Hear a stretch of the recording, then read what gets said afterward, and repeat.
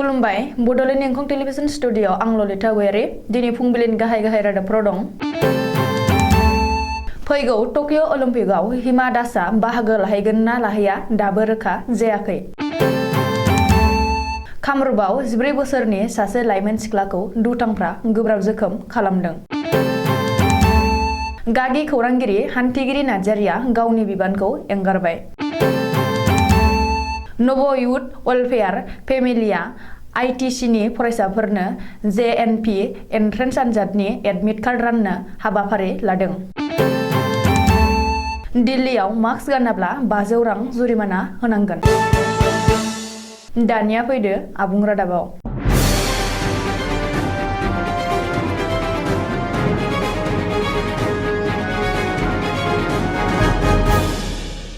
Athlete champion हिमा दासआ फैगौ Tokyo अलिम्पिकआव बाहागो लाहैनो मोनगोन ना मोनहैया बियो दासिमबो रोखा जायाखै।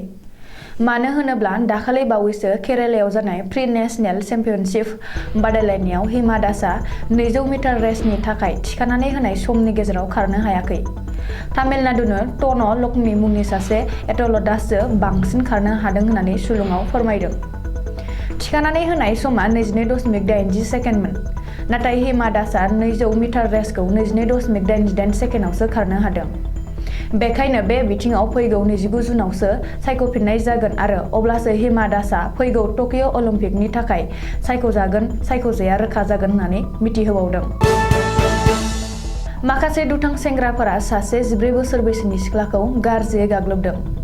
मख'जाथावदि कामरुप जिल्लानि गयामारि गामिनि हाथिसलायाव 5 दुथां सेंग्राफोरा सासे थाखो 8आव फरायनाय फरायसाखौ फरायसालिनिफ्राय न' फारसे फैफिनबाय थानाय समावनो लामायाव गोख्रोङै गाग्लोबो। हिन्जावसाया बुंथिनाय बायदिब्ला दुथां सेंग्राया सिगांनिफ्रायनो गावखौ प्रप'ज होबाय थादोंमोन, जायखौ गाव मानिनानै लायाखैमोन। जायनि थाखाय माखासे दुथां लोगोफोरखौ लानानै बेबायदि गावनि आरो नखरनि सुबुंफोरनि सायाव गोख्रोङै गाग्लोबदों। दायो दायनिगिरिफोरखौ पुलिस थानायाव एजाहार गथायबाय।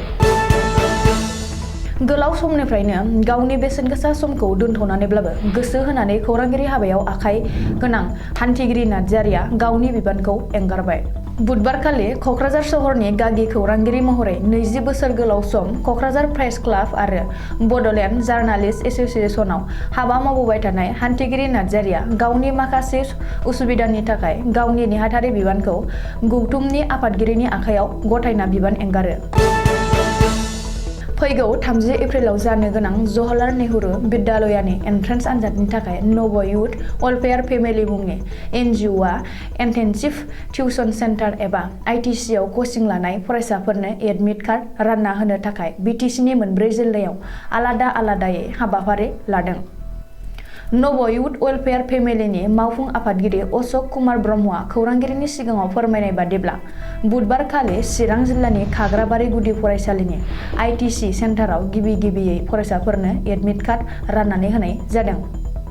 बेनि उनाव 21 एप्रिल बृहस्पतिबारखालि बेलासिनि 3:30 रिंगायाव कुसुगावनि मैनागुरि गुदि फरायसालि आईटीसी सेन्टाराव राननो हाबाफारि लादों। बेबादिनो 22 एप्रिल शुक्रबारखालि बाक्सायाव आरो 23 एप्रिलाव चिरांनि आमटेका आईटीसी सेन्टाराव आमटेका इउथ एबसुनि दैदेननायाव एडमिट कार्डखौ राननाय जागोन। अदालगुरि जिल्लानि थाखाय बैथा फाउन्डेसननि दैदेनगिरि अर्जुन नार्जारिया राननानै होगोन होननानै मिथिहोदों। लोगोसे चिरां जिल्लानि बिजिनियाव जोबथा राननाय जागोन होननानै मावफुं आफादगिरि अशक कुमार ब्रह्मआ खौरांगिरिनि सिगाङाव फोरमायबावदों। बेनि अनगायैबो फैगौ मे दाननिफ्रायनो उननि बोसोराव जायफ्रा नवोदया फरायसालियाव एडमिसन लानो गोसो बिसोरनि थाखाय कचिं होनाय जागोन होननानै मिथिहोबावदों।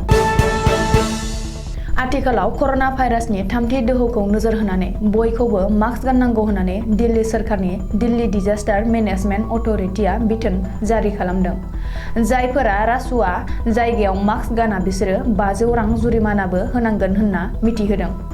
मख'नो गोनांदि आथिखालाव हादरनि गुबुन गुबुन रायजोजों लोगोसे दिल्लीयावबो कर'नानि 3थि दोहौआ साग्लोबबोनो हमबाय। बेखायनो बयखौबो सांग्रांथि होनायजों लोगोसे मास्क गाननांगौखौ गोनांथार खालामदों। मख'नो गोनांदि सोलिफु बोसोरनि 2022 नि थांनाय 30 मार्चआवसो दिल्ली सोरखारनि डिजास्टार मेनेजमेन्ट अथ'रिटिआ मास्क गाननायनि बिथोनखौ बोखारनानै लाफिनदोंमोन। दिल्ली सावस्रि बिफाननि सुलुङाव फोरमायनाय बादिब्ला बुधबार एबा 20 एप्रिल खालि 24 घन्टायाव गासै सा 632 गोदान कर'ना पजिटिभ केस मोननाय जादों। आथिखालाव दुलाराय भारतआव थामथि दोहौनि कर'ना पजिटिभ केसआ गासै 12,340 एक्टिभ होननानै सावस्रि बिफाननि मिरु मन्थ्रिआ खौरांगिरिनि सिगाङाव फोरमायदों। दिनै फुंबिलिनि रादाबा एसेनोसै। गोजोन्थों।